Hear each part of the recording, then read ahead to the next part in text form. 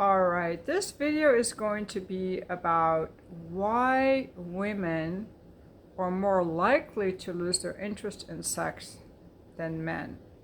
Now, this is separate from the topic of the fact that men have a higher libido to begin with. You're designed that way, don't shame yourself. They're not as picky who they have sex with. But even women, no matter what their libido was originally or what it could have been, there are many things that will temper it throughout their lifetime. And, for example, a painful childbirth. You had a painful childbirth, you had some tearing in your perineum, you had, and I've heard of women who've had cesarean sections where the epidural didn't work and they actually felt the whole thing. Like, those things are going to, like, you're not going to want anything down there, okay? That's a wounded area now. Okay, so childbirth. Number 2, periods. Women have we have a lot of negative things happening in our vaginas, you guys. We have a lot of pain in our vaginas, okay? Not just childbirth, which is very painful, but most women get over it and then they just don't want to have intercourse and all that. Periods. There's just so much negative stuff that happens with our vaginas. The pain of childbirth, which most women will get over. Periods, which most women will get over. But I don't think guys realize that you can have a lot of cramping and then you have all the bleeding and then you make these associations potentially with the vagina as the source of blood, messiness, pain. It can be pleasure, but number 3, pleasure. Most men are not that good in bed, let's be honest. And some men can hurt us with their penis. They can. If they're too long, too rough, don't get us warmed up. Number 4, menopause. Menopause happens, and I've been through it, I'm 63, and that tissue gets really dry. It's painful just to touch it, because it's very, very thin tissue anyway, and when it's dry, it hurts to touch. Number 5, sex shaming. Women, especially women of my generation, not today's generation, we were raised that we shouldn't like sex. Sex is something bad girls do, but you should save for your marriage. So there's a negative association. Every time we would get turned on, we would feel like, oh, that's bad, and we would have to push it down. Women over the age of 50 are more likely to never have given their husbands a blowjob, never to initiate sex, and to have a very low libido due to all the sex shaming of our generation.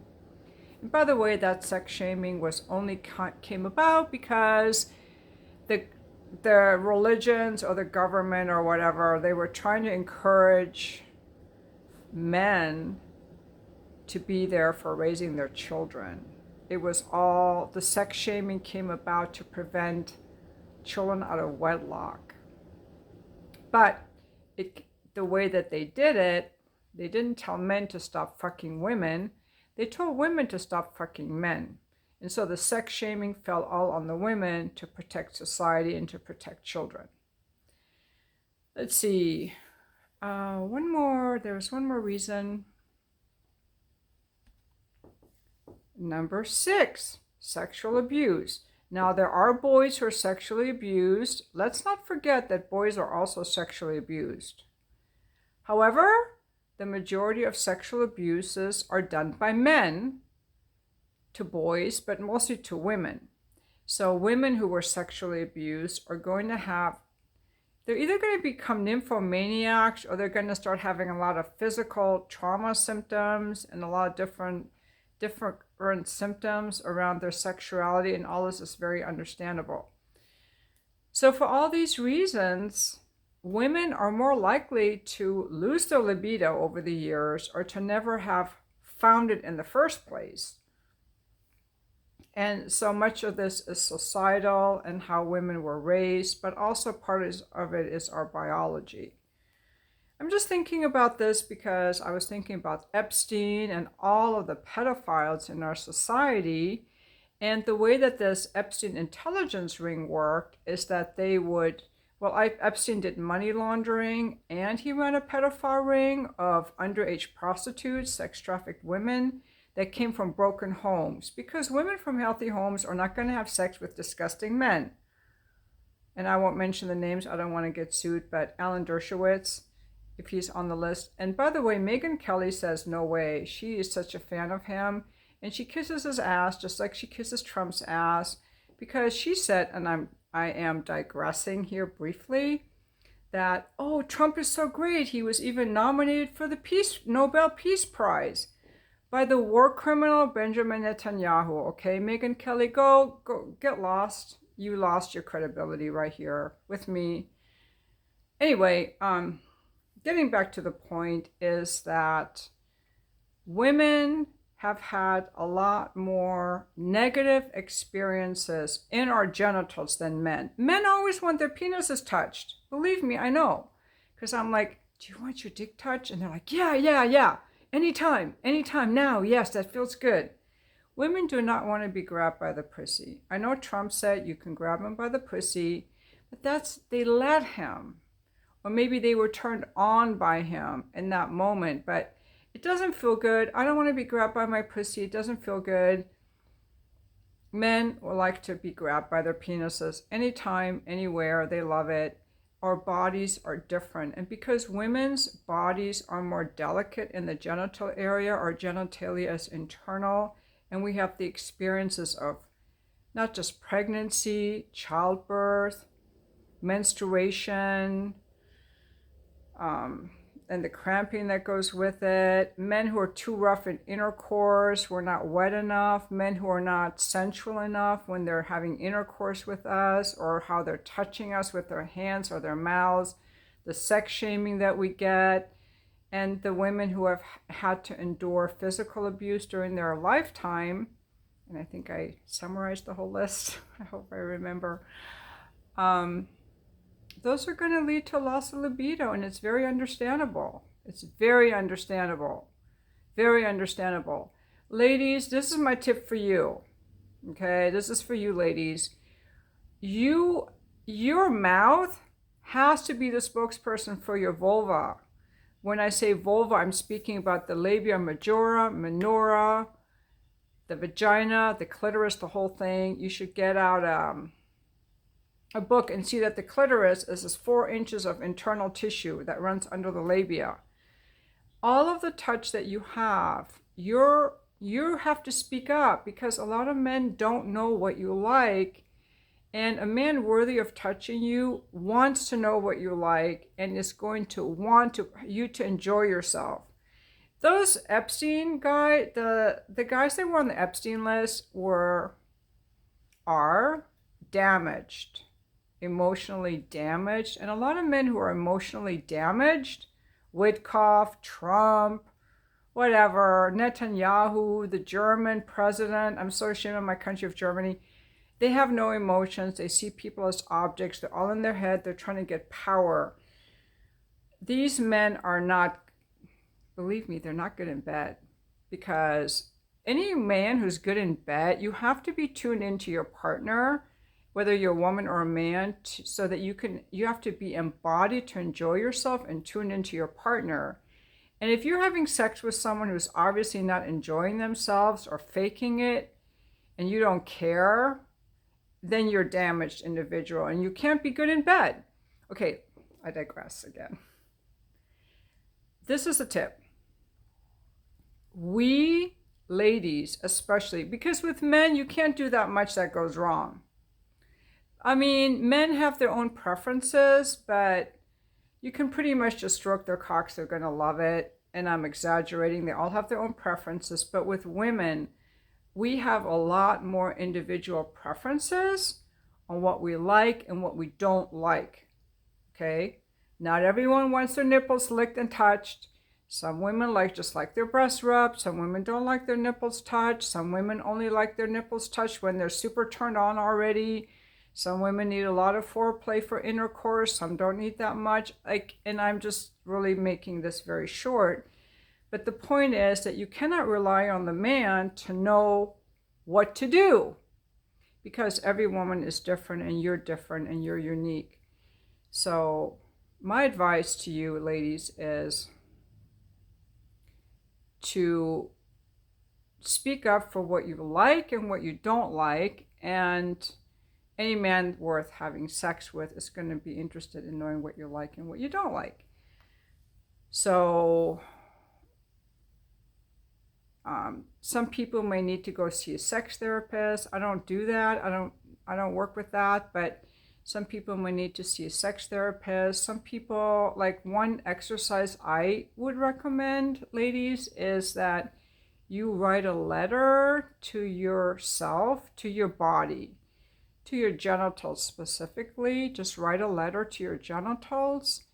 And then after you write that letter, then I would give you part 2, which I will tell you now, actually, because I'm not doing the coaching, but you would have your genitals write a letter to you. Because the more you're in touch with your body, the more you'll be able to realize what it is that you like and don't like. Because having good sex is really great and it's very pleasurable. But for us ladies, there's a lot more involved than, oh, let's just have this guy come over and fuck us. Let's have my husband just fuck me. There's a lot more to it. And men who are good in bed know this. They will like tune into you, give you a massage, make sure you enjoy yourself. But not everybody is fortunate enough to have a man like that. And if women have had like physical trauma from like childbirth or coerced experiences like rape, then I would suggest seeing not only a pelvic floor therapist, but also a sex therapist who deals with that. Any women who have vaginismus, that comes from some kind of trauma.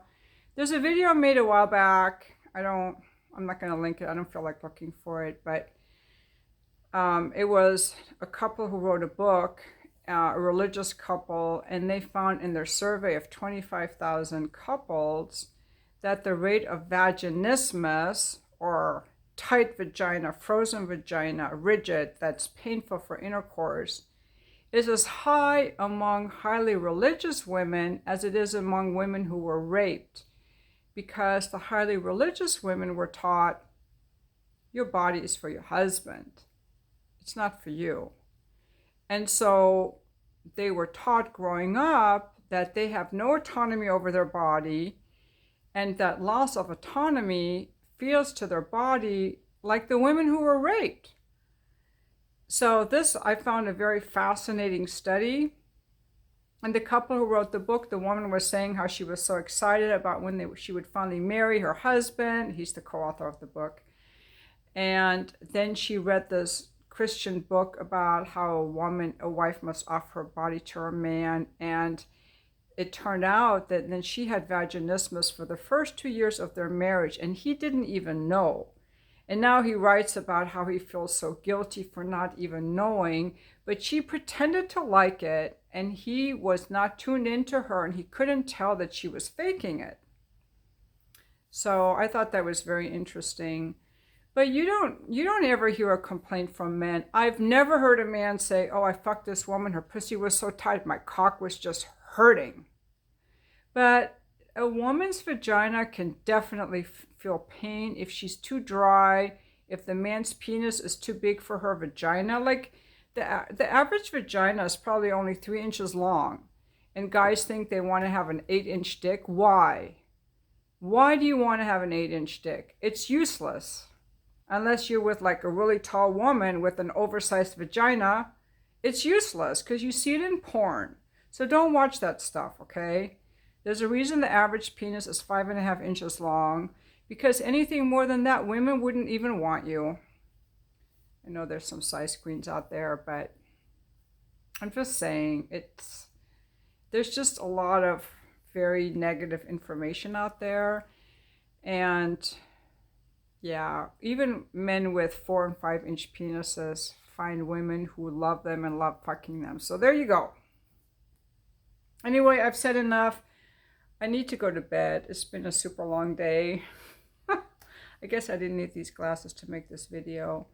I will be back for the comments. I'm very interested, especially in hearing about anything you can add to the discussion about women who are not enjoying sex and what they can do to overcome, not that they necessarily want to have sex, but whatever trauma they've experienced that's still in their body, that they can at least look into it or overcome it so it doesn't just stay with them, because that trauma, you just carry it around all the time.